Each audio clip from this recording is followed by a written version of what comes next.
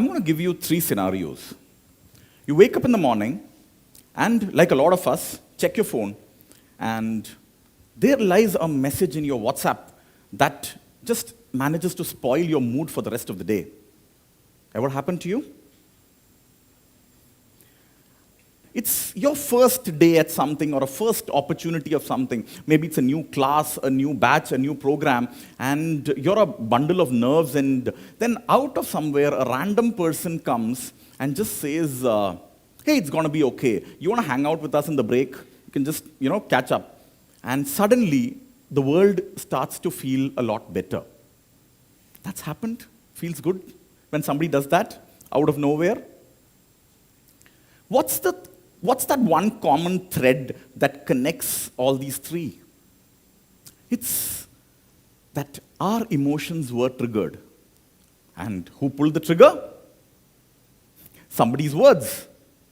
That, friends, is the power that communication has in our daily lives.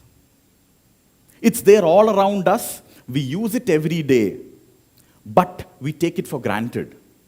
It's a little like the common salt that we have in our kitchen. I mean, we all know what to do with it. Add a pinch into the dish and it'll do its job. But add an extra pinch or a pinch less, and we know what it can do. After all, it's just salt. But that's the way we see communication. We can talk, so we can communicate. Right? Wrong. Communication is a skill. And because we can talk, it doesn't mean that we can communicate. And the way we talk makes a huge difference to our lives and our relationships around us. And it doesn't happen on its own. Why doesn't it happen on its own? Because it has these 3 parasites around it that make it difficult for us to communicate. First parasite, assumption. Now, this one happens on its own. Sometimes you don't even realize it. Symptoms. I thought you already knew. Oh, come on. I know you like, I'm sure you know that I like it like this. I thought she already knew that. If you find yourself saying these lines very often, you have been afflicted by this parasite, my friend. We often end up assuming things. And when assumption enters our mind, we don't pause to understand the other person or try to communicate. We just assume that we know, they know, everybody knows, eventually nobody knows. Second parasite. Now, this one is even worse. Judgment. Now, this one enters our mind, takes a seat there, and it manipulates us to form prejudices about people. Symptoms, you start forming opinions about people without even getting to know them, and definitely not giving them a chance. Further symptoms, she's just 14. How can she be an entrepreneur? Just 10 years, somebody 10 years younger than me doesn't definitely know more than me. Who is she to talk about cricket to me? Has she ever played a game in the field? No, not really. If your mind voice says these things often, you have been affected by the second parasite, judgment. And this one is very dangerous because this affects the way you communicate, and also this affects the way you respond to somebody communicating. Because you have already formed an opinion about them. You've already judged them on the basis of their appearance, gender, outfit, accent, God knows what else, and a lot more. And when there is judgment, you stop seeking learning. You stop wanting to learn about the other person. Now comes to the third one, the seemingly harmless fellow. That's distraction. It's all around us. And we think that it's just part of life. It's part of how the world is right now. There are distractions coming from different sources, different places. But This is a very, very dangerous parasite because this prevents us from connecting with another human. Symptoms: look around you, you see somebody who's typing on their phone while talking to you, who's sneaking glances here and there when you are talking to them, who's maybe thinking about lunch when there is somebody sharing information. Distractions are all around us. And these three parasites are eating up communication. When you have these three parasites around you, they're eating up communication, it becomes difficult. It doesn't happen on its own. Good communication is always intentional. It does not happen by chance. It does not happen by luck. It does not happen on its own. And that is the worst kept secret of communication. We have heard about it. We know about it from a lot of people, but we still end up taking it for granted, that it will happen on its own. I'm sure my message will reach the other person. No, sir, it does not. For good communication, you have to make it intentional. You have to design it. And to design great communication, you need intent, you need thought. And I'm going to share with you 8 antidotes. These are the antidotes that will take care of the 3 parasites. Antidote number 1, the listener lingo fit. Match your language to the understanding of the person who's listening to you. Use terms, words, short forms, slangs that the other person would be able to connect with. Crack a joke that you are very sure that the other person definitely will not be hurt by. Whether they enjoy or not is different, but that should not offend them, that should not hurt them. Your language, the words that you use, the terms that you use, if the listener does not understand what TTYL, POV, or BRB stands, don't use them.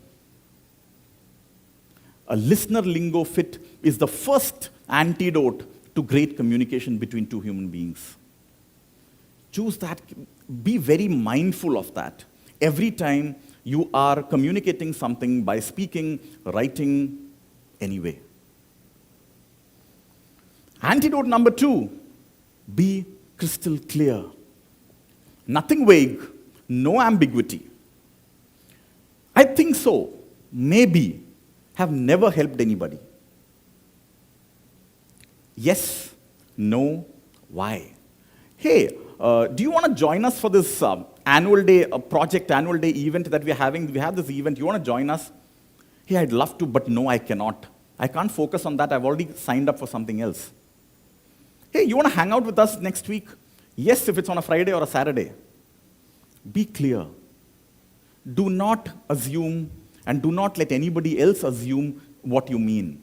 Be very clear. If it's a yes, it is a yes. If it is a no, it is only a no. Be clear about what you are conveying. That's antidote number 2. Choose your words. Antidote number 3. The same thing can be conveyed using a number of words. Words are powerful. Words make a difference. And a single word has the power to break relationships. And the right word has the power to build relationships. Choose words that are positive. We will not leave until this work is done. It's different from we will leave after this work is done. It's the same thing, but it sounds and feels different. Would you like to work with a leader who says, do this work now, it's right away? Or would you like to work with a leader who says, hey, I need your help on this one. It's very urgent. Thank you. The outcome is the same. The message is the same. The words are different. Powerful words bring across powerful positive outcomes in our lives, in our relationships, in our careers. Antidote number 3, choose your words, and they will define how your world looks. Antidote number 4, Well, Mother Nature gave us 2 ears and 1 mouth. So she was pretty clear on what she wanted us to do more of. Do we do that? Not really. Because every time we are listening, there is a teasing temptation to interrupt the person and then share a story of ours, a point of view of ours, or something of ours. Or we are distracted, or we are judgmental. But all these three make us talk more, listen less. But when you listen not to reply, but to connect, you build strong connections and relationships with people. Listening leads to learning. And take my word, every single person in your life knows something that you do not. You can learn from every single person around you who's communicating. But for that, you have to start with listening. And listening without distraction, listening without multitasking, listening without judgment. Just listening. Listening to understand, listening to know the other person, listening to know what the other person wants to convey. That's the power of listening. And that's antidote number 4. It works on all the 3 parasites. Number 5, your body talks. Whether you're uttering a word or not, your body is talking. We don't talk just with our words. We don't talk just verbally. Our bodies are talking. And when the lights were on, I was looking back. I could see at least 2 people who was looking for the next snack break. I could spot at least 3 people who were distracted by something or somebody. You didn't tell me that. Your body language did. We are talking all the time with words, with our body language. So be authentic, be yourself, and in communication, don't hold back. Speak out, and speak out with gestures, with expressions. Communicate with your entire body. You have no idea how powerful that will make you as a communicator.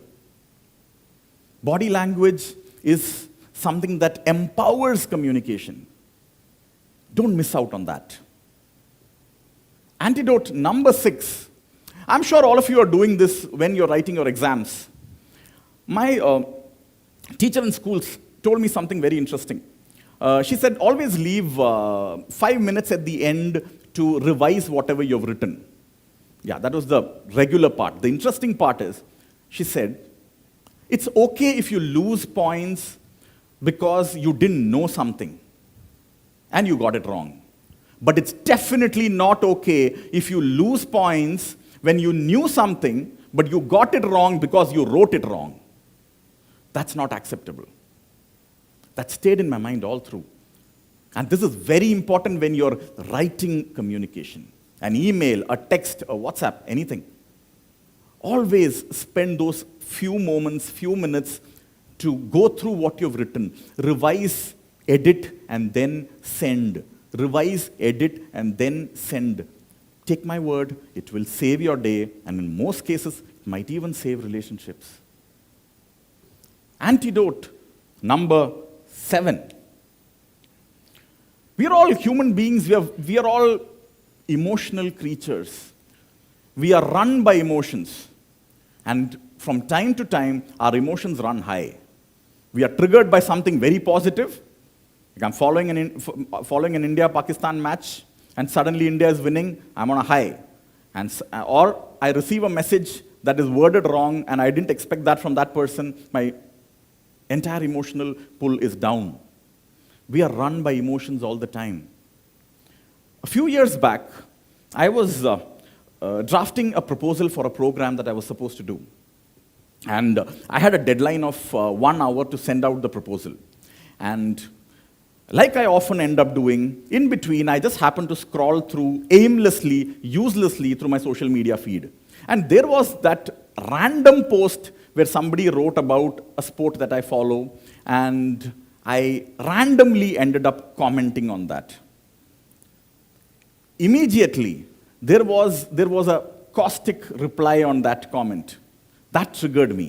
And then I got into that, and then there was a series of comments, counter comments, and counter comments. I ended up wasting 3 hours on that. I didn't meet the deadline, the proposal didn't go, but somebody else, somewhere else, sent out the proposal because they were not on social media and having conversations with random people, and they got the program. When we are on an emotional high, take a pause. Because when we are emotionally high, we are always reacting. To respond, take a pause, come back to it. You will always find that you are writing better replies, having better conversations when you have taken a pause and you are responding mindfully. And mindful response cannot happen when you are at an emotional high. The last one, antidote number 8. Now, this is the secret sauce. This is one thing that can transform the way you communicate with people. Be kind. There are always 2 ways to do things, the kind way and the not so kind way. And and you stand to gain absolutely nothing with option number 2. Then why not try option number 1? Take the kind way. Because you don't know what the other person standing next to you or at the other end of the message is going through. You always have the option of being kind. Now, being kind to friends and family and people that you like is the easy part. Be kind to people who do not agree with you. Be kind to people who do not know you. Be kind to people who have a different value system than you. Be kind to people who are prejudiced. Be kind. Because kindness is not for them, it's for you. Kindness is that secret sauce that transforms communication and helps us build meaningful, true, authentic relationships and connections with people around us. With these eight antidotes, you empower yourself to face the 3 parasites that do not help you communicate well. These make your communication powerful, and this ensures that the worst kept secret of communication can actually become your superpower.